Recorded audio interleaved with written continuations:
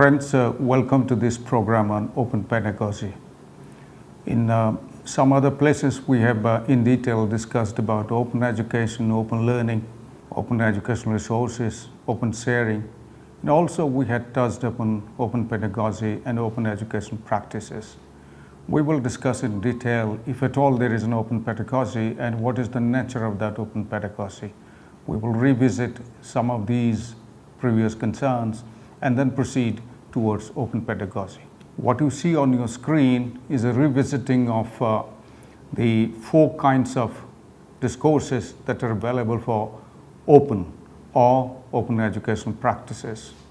So first, there was an open education movement towards democratizing education, removing all restrictions for an easy access of a student to the institution, whether it is face-to-face and more so in distance and open learning. Open educational resources, and within that there is an open learning, there's a practice of individualized,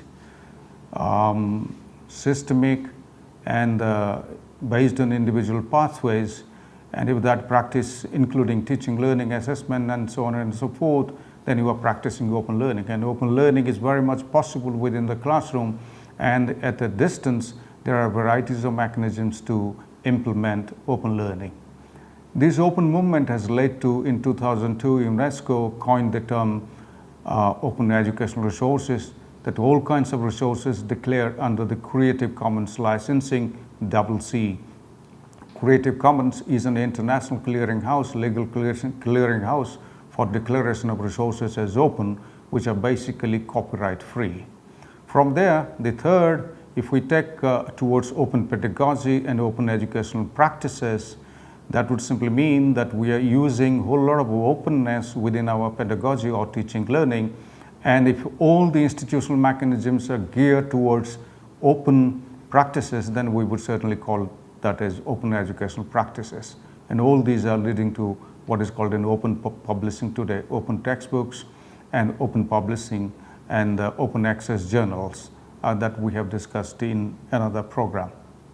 So as you see that whether we are teaching face-to-face, distance, online or blended, the 5 categories of intervention are necessary to design our teaching learning, or what would be called as pedagogy. How to transmit information face-to-face or through mediated distance learning, or maybe online based self-learning. It's possible. Second, we must also ensure in our design how the students will act upon that and what kind of interaction would take place. 3, that there must be serious sharing between students and between the teacher and students, and therefore a whole lot of values of sharing and respecting would develop through collaboration, which is very important. 4, that in teaching learning we must give space and activities and space for students to reflect, and that reflection would lead to higher order metacognitive learning. And finally, we must also ensure through our formative and summative assessment and transfer of learning that the assimilation has taken place, that the students or the graduates have become more experienced than before in terms of knowledge, attitude and skills. If we come to specifically to pedagogy, it started with the Greek word pedagogos, which are basically meant for a slave taking the children to the school and back for the master. And that teacher eventually not only taking child to the school, but also started teaching the school child within the home. And from there it is derived as a pedagogue, which is basically a teacher. And pedagogy, which is distinguished between child and an adult, or between pedagogy and andragogy. Pedagogy will be a PAD, or a child, plus guide or ego. So how to guide a child. Andragogy is basically concerned with that derivation, and andras, which is a man, it could equally mean women, and a go and a guide. So guiding a child and guiding a man or woman, an adult, would be distinguishing between pedagogy and andragogy. That guidance today in pedagogy and andragogy, pedagogy is more concerned with the formalized system of education, and andragogy could also refer to lifelong learning. So pedagogy in teaching, as we have seen, is transmission, interaction, collaboration or community of practice. application in context, it must take place. For instance, the National Education Policy is talking about almost 50-50 formulation, that 50 theory and 50 practice and internship if possible, and reflection and assimilation. So we will present you three kinds of formulations that deal with, or theories that deal with pedagogy and pedagogy in practice. One is behaviorist cognitivist, or you could call it cognitivist behaviorist. Behaviorist is more about outside intervention. Cognitivism will talk about inward intervention within the child or the student or the adult. And connectivism will talk about the contextual interaction in context in practice, which is much more concrete. And networked or connectivist will talk about networked learning. So cognitivist behaviorist is more teacher guided, structured, a lot of multimedia, learning styles, learning analytics, data mining, all these are used in this formulation. When we go to constructivist, that would simply mean that how each individual student is different from the other, and how each individual student is making meaning out of interaction with the content, doing activities, and in collaboration, whether face-to-face or online.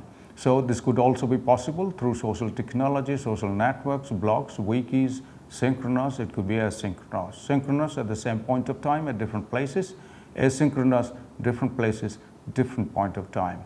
And contiguous is the same time, same place, which is classroom. Two very important educators, John Dewey from United States and Levi Gusky from Russia, the erstwhile Soviet Union. They gave this formulation of which led to constructivism. John Dewey talked about basically application in context, experiential learning, activity-based learning, and which has led to today what is called a problem-based learning and inquiry-based learning, as also project-based learning. Vygotsky talked about co-construction of knowledge in social context, and therefore he gave the journal of proximal development, and therefore scaffolding or facilitating or by the counselor or the mentor is very important. So basic distinction here is that John Dewey is talking about application in context and experiencing, and Vygotsky talking about experiencing in a socio-cultural context in which language and communication become very important and they need to be given special consideration. Connectivist, which Professor George Seaman has given us, a learning theory for the digital age, that's what he would call. Basically, as you see on your screen, basically it would simply mean that whole lot of information explosion is taking place, and information is available through networks and nodes, and all the information are chaotic because they are available in the network in a chaotic fashion, and they are shifting their space from time to time. Today it is here, tomorrow it is there. So what is very important for teachers and students is to develop abilities to effectively navigate the chaotic and shifting information network and achieve their learning outcomes. That's precisely he means, and you can Google connectivism and Professor George Seaman and you would read the whole piece, and it was a very interesting piece and a very simple piece, but it's very complex to implement actually. Now let's get into open. When the United Kingdom Open University, or the British Open University, was established in 1969, they talked about 4 kinds of openness that the Open University would address as a matter of open. It's a distance teaching university, but certainly it is open.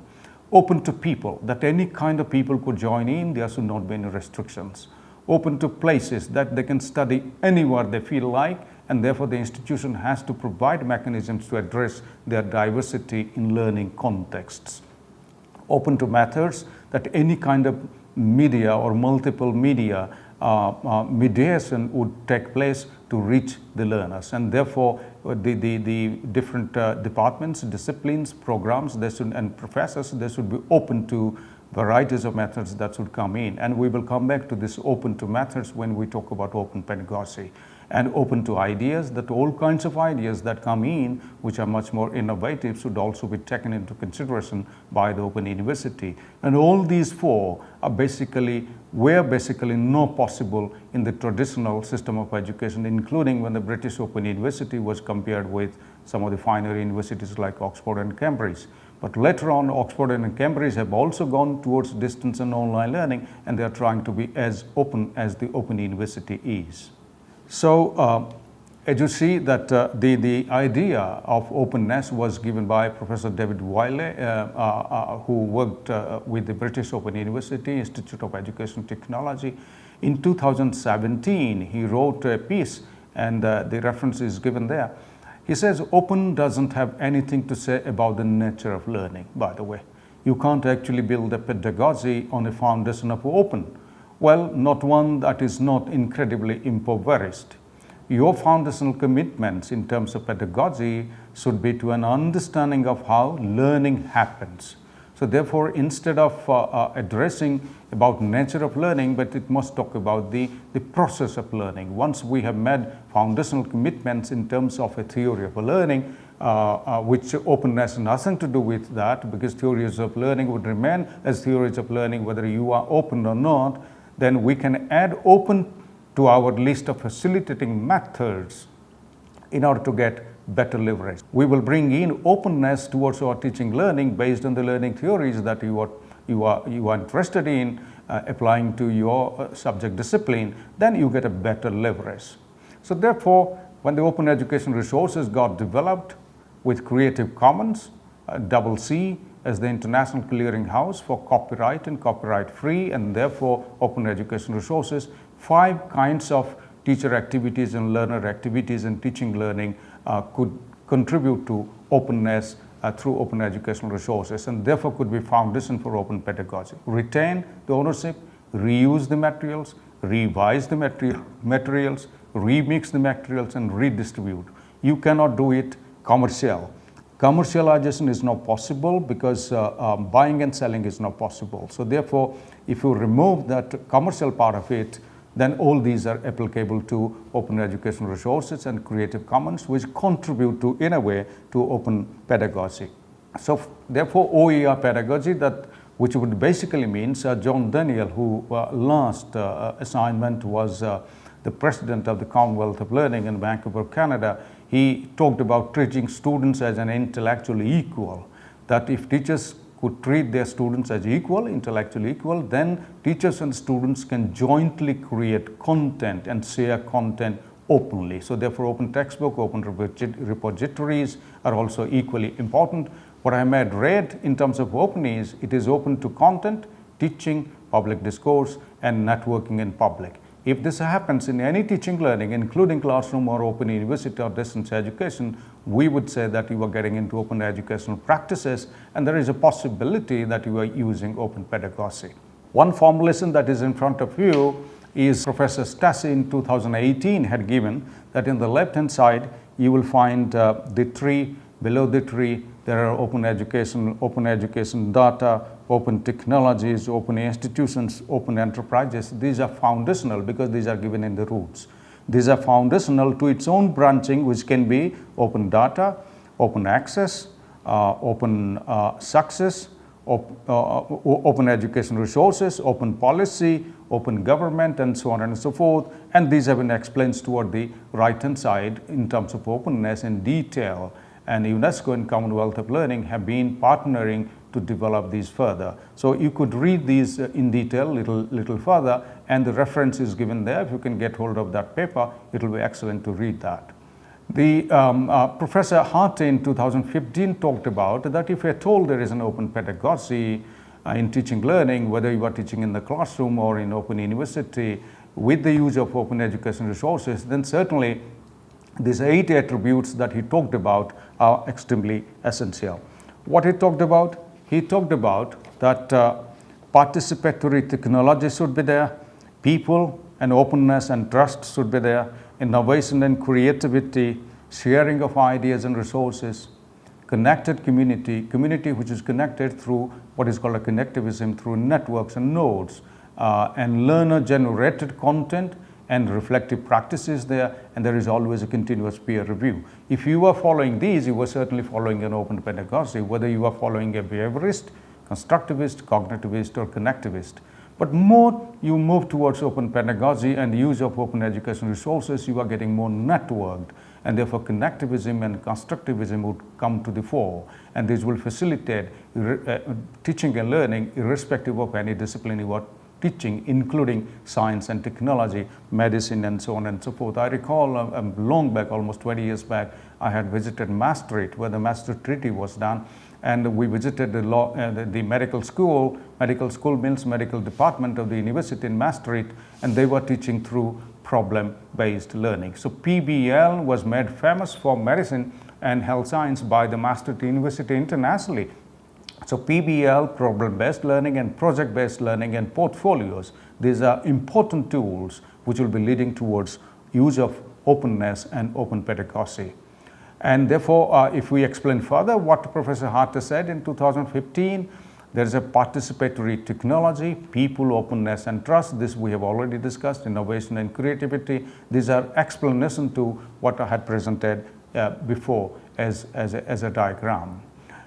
Professor Cronin in 2017 talked about that if at all we are talking about a larger open educational practices, then open pedagogy must be within that. Open pedagogy is not separate. If you are using open educational resources, necessarily you are moving towards an application of teaching learning theories and methods and strategies in a more open fashion through negotiation with your students in an open context or educational environment, which all put together will be called as an open education practices. Open pedagogy, this diagram by Karen that I have borrowed. Karen talked about the diagram that you see on your screen. Karen Kangialo talked about, which is Creative Commons, he has declared, and this is made available free, that you can access, and you can access our paper also. She talks about open pedagogy, emphasizing access to knowledge creation, knowledge sharing, learning structure design, community participation, and knowledge and learning, which are affordable with greater institutional support and with larger use of open educational resources. And she talks about these as a open commons, the commons. She calls this as the commons. So therefore, open pedagogy emphasizes all these, and you could look at if you are applying all these in your teaching learning, you are certainly moving towards open pedagogy in a way, because you are bringing in teaching learning theories and methods and strategies to create more openness vis-a-vis use of open education resources. This is another representation, the URL I have given below. You can access that and study more. This talks about a shared aspect of pedagogy. What is being talked about here, what is being shared? That the students producing themselves open education resources, which are available as public knowledge, and non-disposable assignments which can be reused from time to time. The students' assignments from one cohort can be used as a test or an activity for the next cohort. There is a student choice, student as an agency. So far we have been talking about teacher as an agency, but now students also become as an agency with full autonomy as co-creators of curricula as well as content. Connecting to wider networks in teaching and learning, open-ended problems, value creativity and change, because students can contribute value addition to your teaching learning and the quality of learning. Equity and social justice in teaching and learning, and this is very essential. That's in a way have been going on for a long time. If you are bringing in as part of your curriculum design and teaching learning, that contributes to open pedagogy. Transparency in teaching learning, fostering trust, and this transparency is very important. In classroom teaching, this transparency is confined within the classroom. When you talk about open distance learning and especially online learning, everything becomes transparent because it is available in the public domain. And finally, encouraging access, financial and other aspects should be taken care of insofar as openness is concerned. So friends, I would conclude my next 2 to 3 minutes by simply saying what Professor Tony Betts talked about. I met Tony in 1988 when I was getting a training on education television at the BBC or UPC in the UK, and Professor Tony Betts was the Institute of Education Technology. He is now settled in Canada, and you must visit his website. Excellent resources, and some of these presentations I have borrowed from Professor Tony Betts, I acknowledge. Professor Betts, you must also access his 2019 book, which I accessed, and there might be a newer edition available, which is free of cost, declared under Creative Commons. Professor Betts talks about, we can move towards open educational practices and OER can facilitate that, which we could consider a learner-centered teaching learning, a consortium of teachers and institutions creating Creative Commons resources. However, not only would the content be freely available, that's what open education resources do, but most importantly, look at the red color, the underlying instructional principles, learning outcomes, learner assessment strategies, what learner support is needed, learner activities, and program evaluation techniques could also be made more flexible and open co-creation with the students so that other instructors and learners can adapt all these to their own context. And finally, overall, such developments are likely to lead to a severe reduction in lecture-based teaching, of course, and the move towards more project work, problem-based learning, and collaborative learning. And the role of the instructor then will shift from providing guidance to learners on where and how to find content, how to evaluate, and so the onus is shifted to the students. And students will work mainly online and collaborative, developing multimedia learning artifacts or demonstrations of their learning, managing their own learning portfolios, and editing and presenting selected work for assessment. Finally, what he says is this is far broader vision of pedagogy than that is built around the use of open educational resources. So those believing that open education resources use would lead to an open pedagogy and open educational practices, we must think twice, because that is a limited view of that. And all that we discussed would be jointly contributing to what is called an open pedagogy and open educational practices. And finally says OER should be embedded in a wider concept of pedagogy than just open pedagogy. So therefore, open pedagogy could form a part of the wider sense of pedagogy or wider formulation of pedagogy, and open pedagogy should be leading that formulation. So friends, I hope you appreciate a little bit about open pedagogy, and you will study more the references that have been given, and especially Professor Tony Betts and quite a few other that I have quoted as diagrams. So thank you very much.